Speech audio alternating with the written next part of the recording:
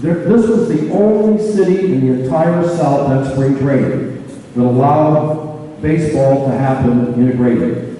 Your grandmother, Bethune-Cookman University here, this changed the political climate that made this happen. Now, also in the last film you just heard a little bit earlier, George Ingram, he talks about this was not an accident. This actually happened. This was a formal political alliance. This was something, as you were talking about with your grandmother, this was orchestrated. And what George Ingram says was that it was because of the Daytona Beach News Journal, the Davidson family, Joe Harris, a political activist, and Sax Lloyd. Sax Lloyd, the name of the lake at the Speedway is named after him. He gave Bill France Sr. his first job in Daytona Beach, but it was that political coalition. She just would never attend one of the performances of the team. So she never went to the ball game when it was segregated. Never. She did. Right. So she would not go. Did she send representatives though? I think there were. Well, a lot of the people who went were the people who wanted to see Jackie, and they wanted to sit in the segregated section. And you were a ticket taker on the segregated. And Laura Francis was a ticket seller. And you were a ticket taker for the segregated section. Right. Throughout that spring training, pretty much? Yeah, that's what you did on a regular basis. What was that station like? Was it a lot smaller than the... It was much smaller. Much smaller? Yeah. Was it kind of crowded and cramped, and were they... Sure they were. The segregated section was really cramped. No facilities or anything. No facilities, no restaurant, no concession stands. But now your grandmother met with Branch Rickey, Branch Rickey came to Daytona Beach and talked to her. He didn't call her on the phone. He came in person, and they talked, and that's when they got their heads together to do what they did.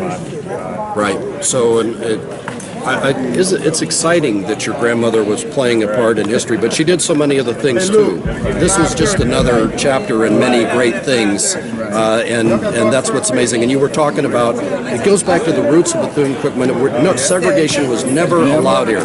Never. As I told you in the little conference we had on Sunday afternoon, the community meeting, the White Hall would be crowded.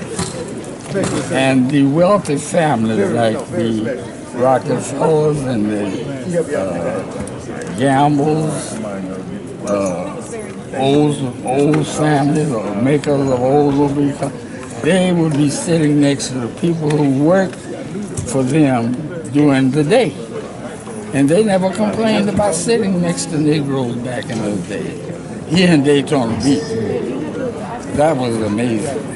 Mr. Davis was a very close friend. I used to take my grandmother there many times to get the money to pay the salaries of the workers at the Daytona Beach News. See, Duff was the editor of the black section of the Daytona Beach News Journal.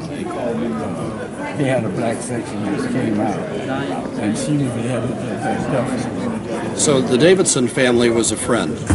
Close friend. Close.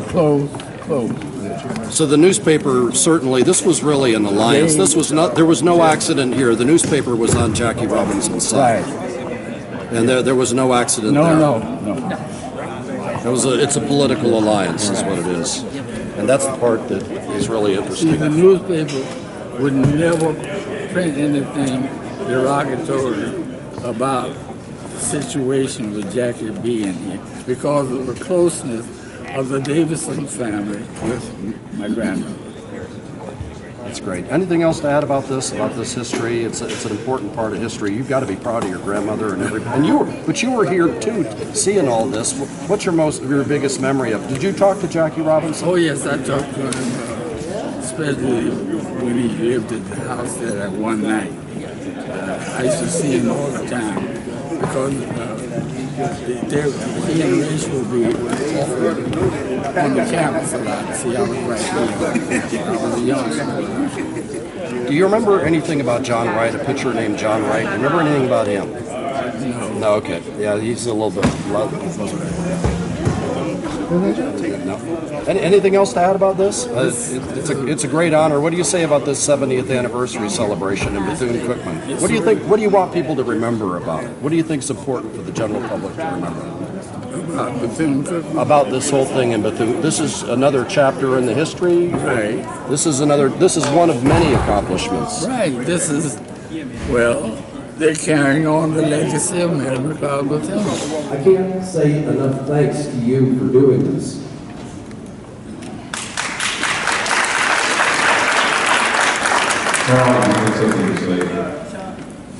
Charlie, you know, it's very difficult to say why someone takes a period of time to do something.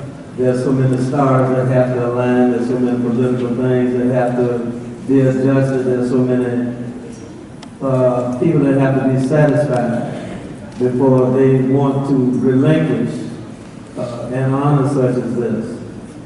Hopefully, it won't take as long to do something for the next guy that sacrificed as much as Jack Robinson did to receive his honor. You know, you guys give him a round of applause.